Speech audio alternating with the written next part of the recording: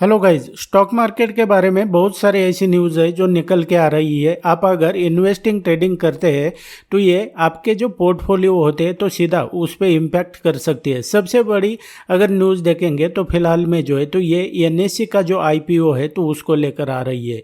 NSC ने जो है तो अपना आईपीओ का फाइनल ड्राफ्ट जो है तो सेबी के पास यहाँ पर ये सेंड किया है, यानी कि आने वाले समय में जो है तो ये एनएससी का आईपीओ सबसे बड़ा आईपीओ जो है तो इंडिया का ये देखने को आपको मिलेगा। इसका जो है तो ये कितने का आईपीओ है तो ये 30,000 करोड़ का एनएससी का आईपीओ आने वाले समय में जो है तो आपको देखने को मिलेगा। और यहाँ पर इंडिया का ये सबसे बड़ा आईपीओ रहने वाला है। इसको लेकर जो है तो ये सबसे बड़ी आपके लिए ये गुड न्यूज़ है। अभी यहाँ पर देखेंगे तो ये विप्रो का एडीआर आपको दिखाई दे रहा है, यानी कि इंडिया की ऐसी बहुत सारी कंपनीज है जो आईटी सेक्टर में काम करती है, लेकिन वो सिर्फ इंडिया में नहीं लेकिन बाहर के देशों में भी जो है तो स्टॉक मार्केट में लिस्टेड है, तो जिसको हम एडीआर कहते हैं। अब ये विप्रो का एडीआर है। एडीआर में देखेंगे विप्रो के तो ये 3.63% से जो है तो अभी ये डाउन चल रहा है, यानी कि इसमें सेल ऑफ आपको देखने को मिल रहा है। ये जो है तो इंडियन सेक्टर के लिए, आईटी सेक्टर के लिए यहाँ पर बैड न्यूज़ है, क्योंकि ये सीधा इम्पैक्ट जो होता है तो ये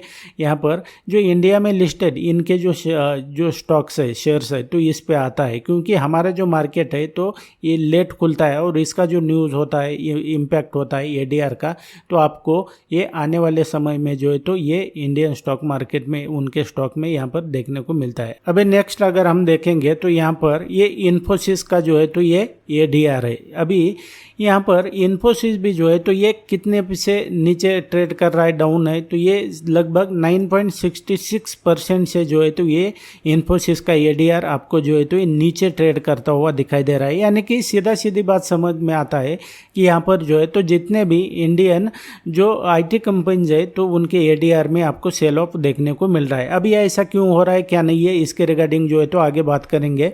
और जो इंडिया में जब इनका स्टॉक ओपन हो जाएगा, मार्केट ओपन हो जाएगा, तो ये सीधा इम्पैक्ट आपको यहाँ पर देखने को मिल जाएगा। अब जिसके पास इसके स्टॉक्स है, क्या नहीं है, उनके लिए जो है तो ये दिक्कत है। अभी यहाँ पर देखेंगे तो आगे जैसे हम चलते हैं तो यहाँ पर आपको देखने को मिल जाएगा कि भाई ये जितने भी सारे एडीआर होते हैं ना, तो ये कौन से होते हैं, मतलब जिसका इंडिया में तो स्टॉक लिस्टेड है लेकिन अमेरिका है तो वहाँ पर ये लिस्टेड है। अभी देखेंगे तो इसमें सबसे ज़्यादा सेल ऑफ आने की जो है तो ये क्यों ये चल रहा है, तो इसका सबसे ज़्यादा जो इम्पैक्ट है ना, तो ये जो एक्सेंचर है तो इसमें सेल ऑफ देखने को मिल रहा है आपको। ये कितने का है, यहाँ पर देखेंगे 52.72% से जो है तो यहाँ पर सेल ऑफ हो रहा है और ये जो है तो क्रैश हो रहा है। अब ऐसा क्यों है, इसके रिगार्डिंग जो है तो मैं आपको आगे बताऊंगा, लेकिन ये जो है ना तो लगभग ये जो कंपनी है तो ये डूबने के कगार पे जो है तो आ चुकी है। अभी जो ये 127 जो दिख रहे हैं ना, तो ये आपको यूएसडी डॉलर में, दैट्स वाई जो है तो आपको ये कम लग सकता है, लेकिन ये डॉलर में है, तो इसके लिए जो है तो ये सबसे ज़्यादा इम्पैक्ट डाल रहा है जितने भी सारे दुनिया के आईटी सेक्टर्स है उसमें। अभी यहाँ पर देखोगे आप तो आपको ये जो कंपनी है ना, तो ये लगभग ये 100 से ज़्यादा कंट्रीज़ में जो है तो अपनी सर्विस प्रोवाइड करती है। और ख़ास करके जो है तो जो आईटी सेक्टर होते हैं तो उसमें ज़्यादा जो है तो ये सबसे ज़्यादा इम्पैक्ट करने वाला है। और ये कंपनी जो है तो सभी कंपनी जो है तो ये सेल ऑफ में आपको देखने को मिल रही है। अभी देखेंगे तो यहाँ पर जो है तो ये stock market crash, Accenture, spark IT, bloodbath Inventurus look arrest 2 trillion, यानी कि जो इन्वेस्टर्स है ना तो वो कितने लॉस में करने वाले हैं, तो ये 2 ट्रिलियन का जो है तो ये सभी जो इन्वेस्टर है तो उनको लॉस होने वाला है इस कंपनी के चलते। अभी इस कंपनी में सेल ऑफ आ रहा है, इट मीन्स क्या है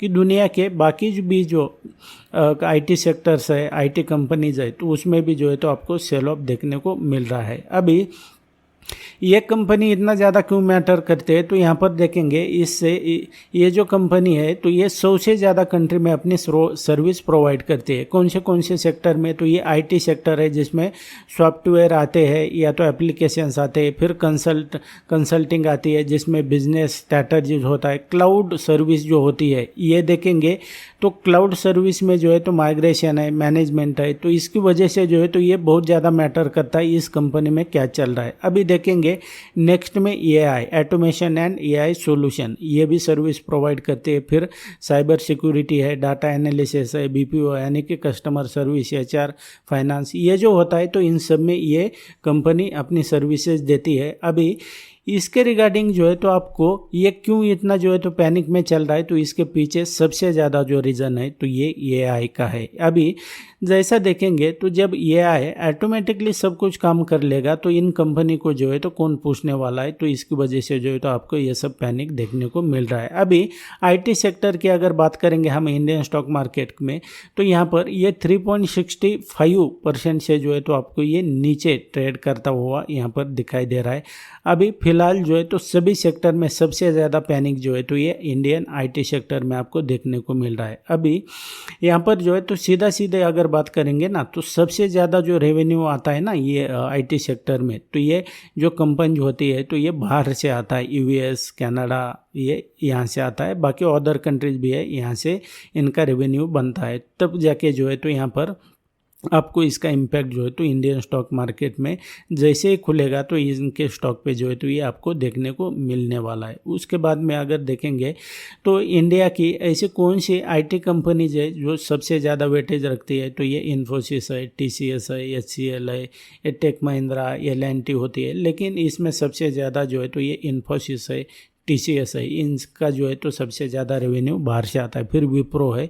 तो इसके ऊपर जो है तो आपको ये ध्यान रखना पड़ेगा कि अब मार्केट जब ये मंडे को खुलेगा ना, तो ये आपको जो है तो इसमें सेल ऑफ देखने को मिल जाएगा। और आपके पास अगर इसका पोर्टफोलियो है, इसके पोर्टफोलियो में, आपके पोर्टफोलियो में अगर इनका स्टॉक है, तो ये आपको जो है तो पैनिक बिल्कुल कर सकता है। तो उसी तरीके से अभी यहाँ पर देखोगे आप तो आपको ये जो सब कुछ हो रहा है तो ये क्यों हो रहा है, तो ये हो रहा है भाई ये आर्टिफिशियल इंटेलिजेंस यानी कि एआई के चलते। अब ऐसा तो नहीं है कि सिर्फ आईटी सेक्टर जो है तो यहाँ पर इम्पैक्ट कर रहा है इसकी वजह से, एआई की वजह से, ऐसा नहीं है। बाकी भी सारे जो सेक्टर्स है या तो कंपनीज है उनमें भी जो है तो ये इम्पैक्ट कर रहा है, लेकिन सबसे ज़्यादा ये आईटी सेक्टर जो है जिसकी ये कंपनीज है तो उसमें आपको ये पैनिक देखने को मिल रहा है। लेकिन धीरे धीरे जो है तो आने वाले समय में बाकी भी सारी जो सेक्टर्स है, इंडस्ट्रीज़ है, उसमें भी आपको जो है तो इसका इम्पैक्ट देखने को मिल जाएगा।